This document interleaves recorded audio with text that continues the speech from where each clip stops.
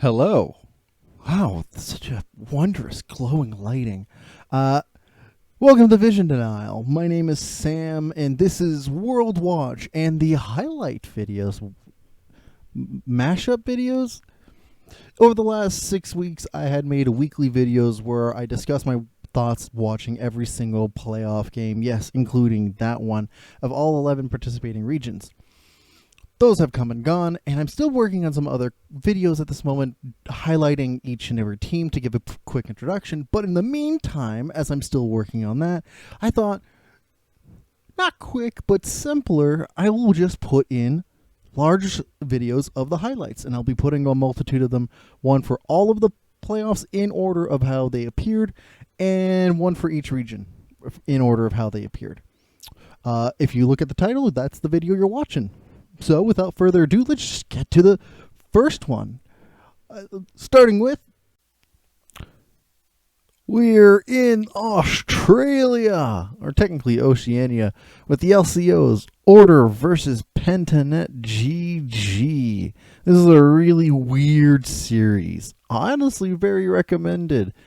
Not for necessarily the reasons of them being the best, but, you'd think the team with the stronger vision and neutral objective approach, some better applications to the early game, and strong understanding on how to nullify their opponent's draft, and some fairly strong laners, would be the strongest team, right?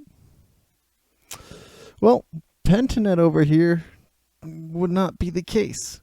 What was almost reverse sweep, Pentanet GG really put their hearts and soul into 5 early game drafts that had some good potential, and only one version of them really worked out for 2 games, and really putting some doubts on how Order were going to win the series itself, especially since the strong opening Order put in.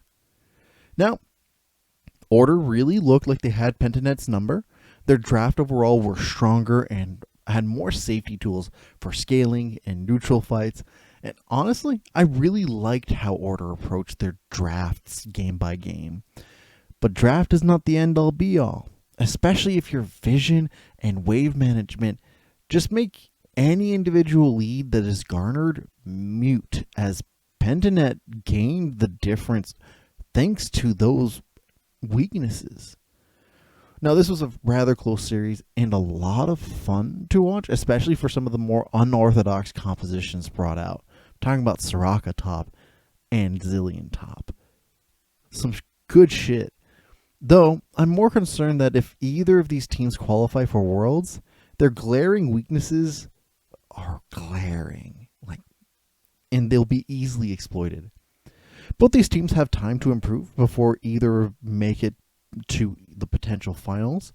And shout out especially to BioPanther and Winterer, who were good sports at fronting the more unorthodox picks for their teams at the play, notably the Soraka and Zillion top.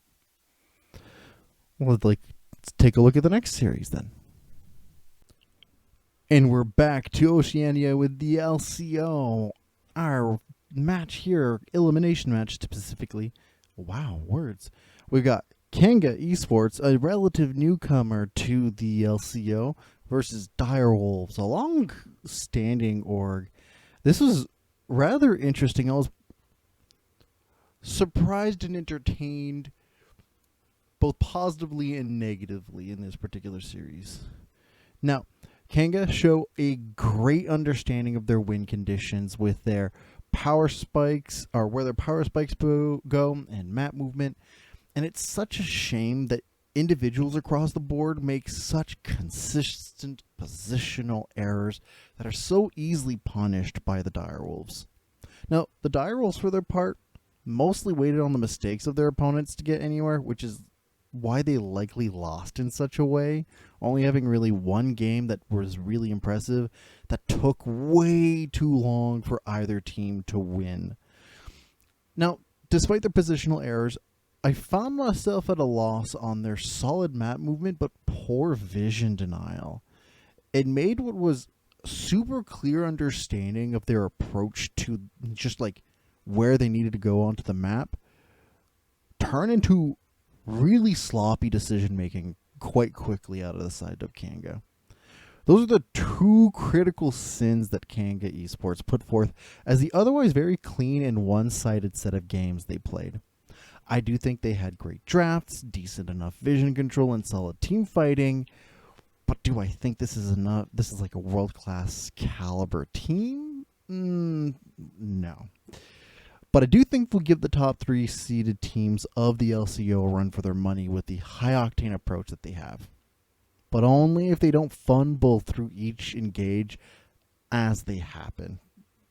Now, shout out to Fighto and Limos, who honestly do a lot. Like, just do the most amount of damage out of the time they stay alive during these rather chaotic fights. And if there's anything this series will show, they're a lot of fun for the chaotic fights. Not necessarily high quality ones, but very chaotic and fun ones. Also, a bonus shout out to Benvi, who, even if he had the most amount of positional errors here, found some of the most interesting engage angles. Really good shit. Up next, let's take a look at it. Let's head back to Oceania. In the LCO, we've got Chiefs versus Order. And I was starting to think 3-0s didn't exist anymore. Well, they do still. Despite this scoreline over here, Order showed a lot of potential on how to approach this matchup if they ever make it to the rematch through the lower bracket. Both teams with some very clever vision play, flank angles, and neutral setups. The difference maker between these two teams really is how quickly the Chiefs play to their win conditions, while Order just continuously play to stop the Chiefs' win conditions. Order just have a play to not lose mentality, and while watching the first 2 games, I could see why.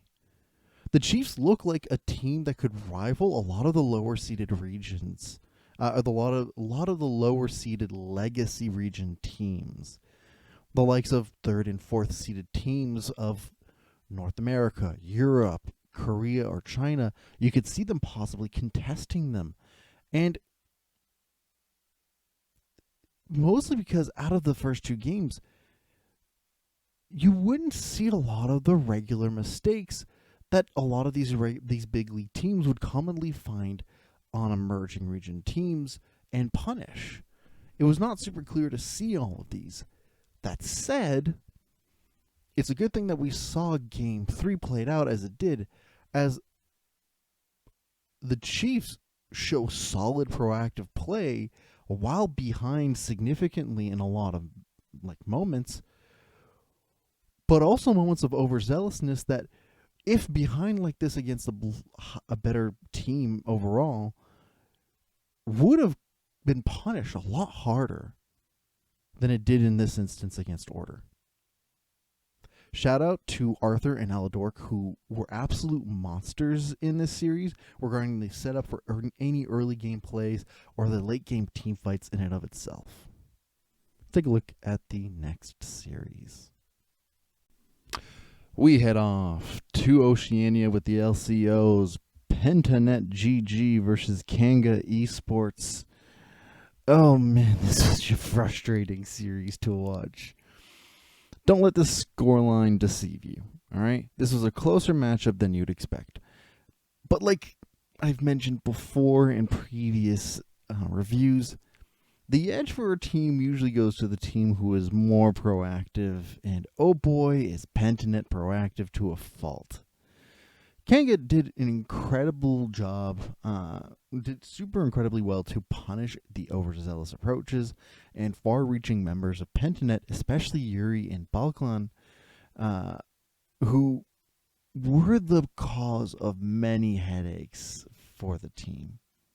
Now, while it's good that they punish them for those mistakes, Pentanet GG, on their hand, would do the same back, as a lot of the same kinds of mistakes, a lot of the overzealousness, far-reaching attempts at getting turrets, being way too far out into lanes, or being mispositioned, those would get equally punished by Pentanet, who at the end of the day would just get larger leads from it, with each little advantages is something even larger to gain overall. Pentanet do play around a lot of these particular mistakes, as well as their proactive plays, super well, especially when it comes around to neutral objectives, as they have like excellent vision denial to back it up. The vision control is a little inconsistent, but super good. I think the issue comes around is that the disconnect the teams show sometimes, and the constant mistakes, makes it hard for me to believe that they would win against Order in the rematch, let alone face the Chiefs in a meaningful way. Shout out to Yuri and Balkan, still, who, even with their mistakes, are keeping the game proactive and the tempo up, which is super necessary to the type of style that they play. Let's take a look at the next one. It's the semifinals of the Oceania's LCO. We've got Pentanet.gg versus Order on a rematch that doesn't go usually how most rematches go. I mean, it's rare to see rematches go one-sided, but from the loser hitting back. In this situation, Order just kind of looked lost, rarely having the vision to make any plays, not addressing either team's win conditions, rushed neutrals, lack of coordination, and just overall a lot of passivity from them. There's an aspect here that would make it seem like Pentanet had a huge upgrade of some sort, and honestly, it's not really. It doesn't look that way. Pentanet found the time to have some solid vision control and applied the win conditions consistently. They had more coordination, and the recipe for this particular series is done. Their wave manipulation, however, was fairly excellent.